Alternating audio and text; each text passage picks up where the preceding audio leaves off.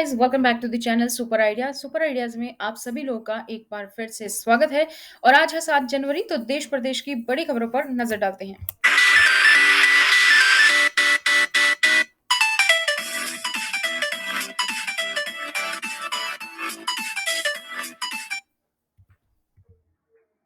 राज्य में कोविड-19 मामलों की बढ़ती संख्या और ओमिक्रॉन प्रकार का पता लगने के बावजूद मेघालय सरकार ने कहा है कि राज्य में तत्काल कोई लॉकडाउन नहीं होगा।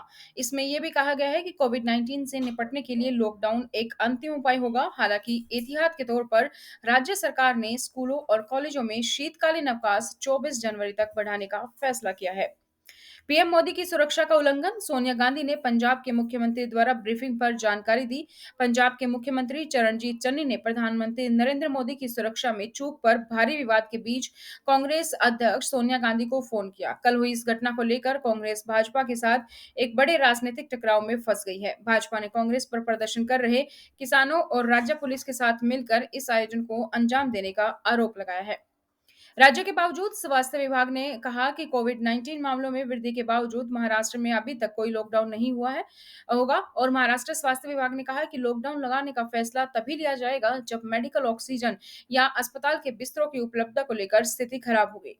अभी तक लॉकडाउन पर कोई विचार नहीं किया गया है। महाराष्ट्र सरकार राज्य के लिए चिकित्सा ऑक्सीजन की मांग 800 मीट्रिक टन या प्रतिदिन से भी अधिक या अस्पतालों में 40% से अधिक कोविड बेड पर कब्जा होने के बाद लॉकडाउन या लॉकडाउन जैसे प्रतिबंधों पर विचार करेगी।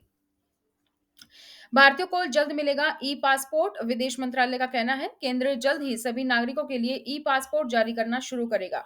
विदेश मंत्रालय के सचिव संजय भट्टाचार्य ने एक ट्वीट में कहा कि भारत जल्द ही नागरिकों के लिए अगली पीढ़ी का ई पासपोर्ट पेश करेगा। विदेश मंत्रालय के सचिव ने कहा कि पासपोर्ट बायोमेट्रिक डाटा के साथ सुरक्षित होंगे और वैश्विक स्तर पर आयोजन पदों के माध्यम से सुगम मार्ग को सक्षम करेंगे। तमिलनाडु में 6 जनवरी से नाइट कर्फ्यू है और संडे को कोविड के उछाल के कारण लॉकडाउन रहेगा।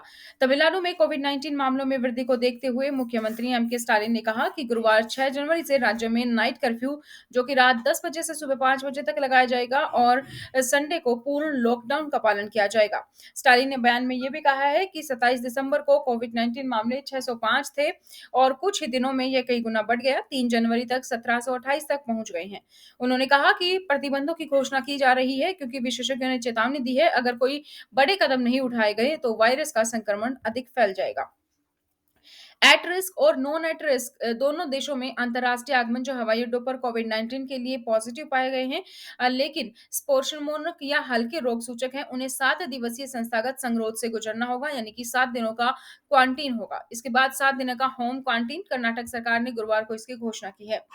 संघ लोक सेवा आयोग यूपीएससी ने बुधवार को कहा कि सिविल सेवा मुख्य परीक्षा 2021 शुक्रवार से निर्धारित कार्यक्रम के अनुसार आयोजित की जाएगी। कोविड-19 के प्रसार को रोकने के लिए सरकारों द्वारा लगाए जा रहे प्रतिबंधों को ध्यान में रखते हुए आयोग ने राज्य में सुनिश्चित करने का आग्रह किया है कि उनके आंदोलन में उम्मीदवारों और परीक्षा अधिकारियों को कोई असुविधा न हो, विशेष रूप से जो नियंत्रण से आ रहे हैं या सूक्ष्म नियंत्रण क्षेत्र से। नोएडा में नाइट कर्फ्यू सभी दिनों के लिए बढ़ा दिया गया है क्योंकि प्रशासन नए कोविड-19 प्रतिबंध लगाता है। कोविड-19 उछाल के बीच नोएडा प्रशासन ने बुधवार को नाइट कर्फ्यू को सप्ताह के सभी 7 दिन में रात 10 बजे से 6 बजे तक 14 जनवरी तक बढ़ा दिया गया है। इससे पहले नाइट कर्फ्यू का टाइम था 11 बजे से सुबह 5 बजे तक। गौतम बुद्ध नगर के जिलाधिकारी सुहास एलवाई ने बुधवार को कहा कि प्रतिबंध गुरुवार से लागू होंगे।